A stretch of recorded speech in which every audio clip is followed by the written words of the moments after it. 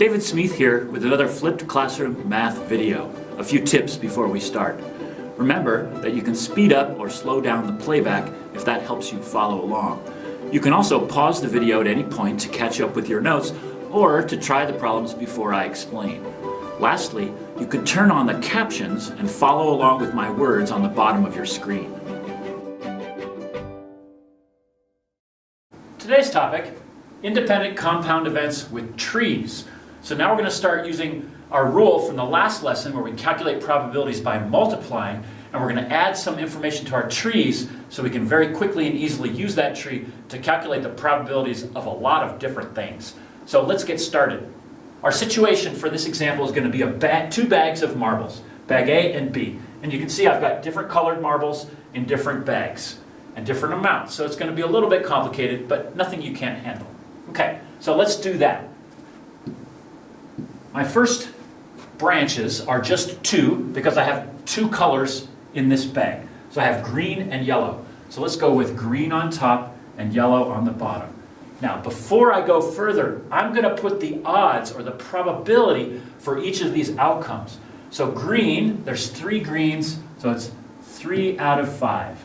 And you can put parentheses around there if you want to keep it nice. And then yellows are 2 out of 5. And this is bag A. Okay? So a check to make sure you did it right, because not all trees will just have 2 branches. You might have 3 or 4 or more. When you add vertically for each event, this is drawing out of bag A, it should add up to 1. And 3/5 plus 2/5 is 5/5, which is 1. So we did that right. Okay, so now let's take a look at bag B. I'm going to have 3 branches. So this is where it gets a little confusing. You end up getting all squished around. I think it's good to make your first branch nice and wide. It gives you more room. So we're going to go 1, 2, 3, 1, 2, 3. That's pretty good. The reason I did 3 branches is I have 3 colors. So let's keep green on the top. We'll go yellow, and then red will be my last. So green, yellow, red, green, yellow, red.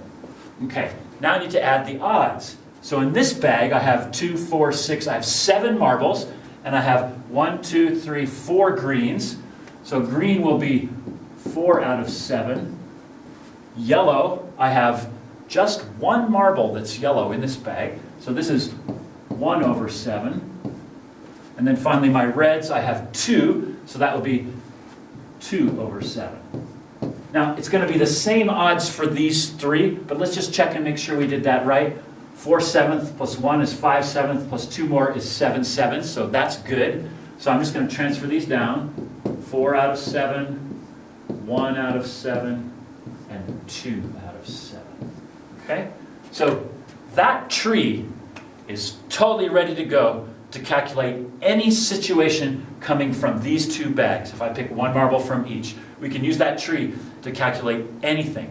Okay, let's do some examples using our tree to calculate some probabilities. If you think you know what to do, just go ahead and pause the video, do these 3, and then turn it back on and see how you did. But before you start, this means yellow first, then green. This means green first, then red. And this means green first, and just not red, the second marble. Okay, let's do that. Yellow, then green. We're just going to multiply these 2 probabilities. So yellow is 2/5, and green is 4/7. Okay, and what does that give us? 8 over 35. And you can reduce that down to a decimal or a percentage if you like. Let's try green, then red. So green on top is 3/5, and red is 2/7. So that's going to be 6 over 35. Okay? Now, this one is a little bit more complicated. So if you haven't tried it yet, give it a shot. See what you can do. Okay, let's take a look. Green, we know how to do that. That's just 3/5 from here or 3/5 from there. So our first step, it's a 3/5 chance of getting a green the first time. However, not red, there's 2 ways to get not red. So we can get green yellow, which is 3/5 plus times 1/7, which is going to give us 3 out of 35. But we can also get green, and then, let's see, we did yellow, so now we need to do green, then green, right? We could get green the second time also, so that's 4/7. So this would be 12/35. So there's two ways to satisfy this condition. We could get green first and yellow, and we could get green first and then green. So this is a little bit more complicated. We have to add these probabilities up. So this is 3/35 plus 12/35 is going to be 15/35, and that does reduce to 3/7. Okay, let's do a couple that are a little bit more complicated. What's the probability of getting at least one yellow? So if you want to give that a try, pause the video and see how you do. Okay, let's do it. So at least one yellow. There's two ways to get at least one yellow. You can get it on your first pull from the first bag. So that's 2/5. That's good. Doesn't matter what happens when you reach into the second bag because we already got our at least one yellow. So we don't care if we get two yellows or if we get a green or a red to go with our first yellow. So that's done. So that's the one pathway that we can get it. So we're going to have to add that to another pathway, and that would be green first, which is 3/5. I'm going to put parentheses around here just to keep track of, we have to do this multiplication first. So that would be 3/5 times 1/7. So this is going to equal 2/5 plus 3/35. 2/5 is 14/35. So this is going to be 17/35. So these are the odds of getting at least one yellow.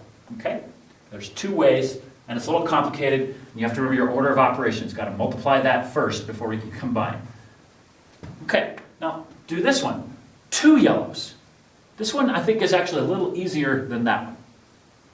Okay, let's see how you did. This is just going to be yellow first, and then yellow second, which gets us 2/35. So getting two yellows is only a 2/35 chance, but getting at least one yellow is a 17/35 chance. Okay, one last example. This time we want to calculate the probability of getting one yellow and one green. Notice how there's no order specified. So we could get the yellow first and the green second, or we could get the green first and the yellow second. So there's going to be two pathways towards calculating this. So let's do yellow first and green second. Yellow first is going to be 2/5 times green second, which is 4/7. So that's one way. Now we need to add it to green first, which is 3/5. And then yellow second, in that case, is 1/7. So that's the first way to get a yellow and a green. That's the second way to get a yellow and a green. So we're going to have 8/35 here plus 3/35 there, which is 11/35. Okay, one last tricky one.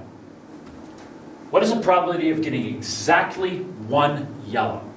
Okay, so pause the video, see if you can do that one. Okay, let's see how you did. There's two pathways. We can get green first and then yellow. That gives us just one yellow. Or we can get yellow first and then green second or red second. So actually there's three pathways we're going to need to account for in this one. Okay, so exactly one yellow. Let's do the green first. 3/5 times, there's my yellow, 1/7. So that one is going to be 3/35. So that's one path. Now the second path for exactly one yellow, let's just put a plus down here, is going to be 2/5. But now we have to make sure we don't get another yellow because two yellows is not exactly one yellow. So 2/5, here we got our yellow. Now we're going to go over to green because that's not a yellow. So that's 4/7. What is that going to be? That's 8/35.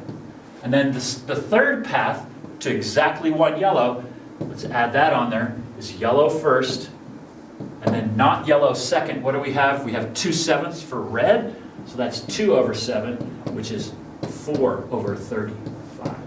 So now I need to add these 3 up. These are 3 different pathways that we can get exactly 1 yellow. So that's 3 35ths plus 8 is 11 35ths, plus 4 is 15 35ths, which is 3/7. Now that you've finished, write down any questions so you can bring them to our next class and get some help.